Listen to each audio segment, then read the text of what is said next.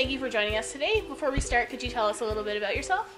Sure. My name is Gary Pluim, and I teach in the Faculty of Education and the Interdisciplinary Studies program. So where are you from? I'm from Ottawa. I went to elementary school in Ottawa. My family lives there. Went to high school there too, in Glebe. How did you end up in Orillia, the job at Lakehead, or?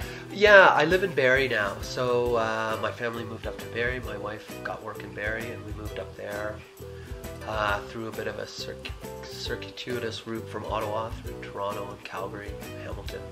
Yeah. What is one thing that you have crossed off your bucket list?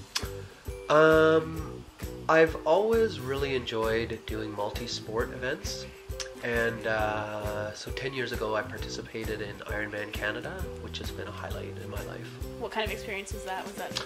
Yeah, it was a tremendous experience. I had a good race that day, but it's a long day. There are lots of ups and downs, and so you spend a lot of time problem solving throughout the day, which is something I like.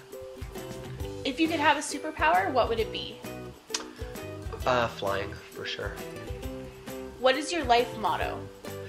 I think it was Gandhi that said, learn as if you'll live forever and live as if you'll die tomorrow. And I've always liked that. I'm a bit of an opportunist, so I kind of live by that. If you could visit any country in the world, where would you go? I would go to Tanzania. My wife and I used to live there, and we had a great experience, and I'd go back in a heartbeat. What did you do while you lived there? Were you just traveling? Or? No, we worked for a large NGO, a development NGO. It's part of the Aga Khan Development Network. And what was the biggest risk you've ever taken? For me, the biggest risk was coming back to school after being out of school for 10 years. So coming back to start to do graduate work, I was very nervous about that, but it's been an incredibly rewarding experience that's ultimately brought me here.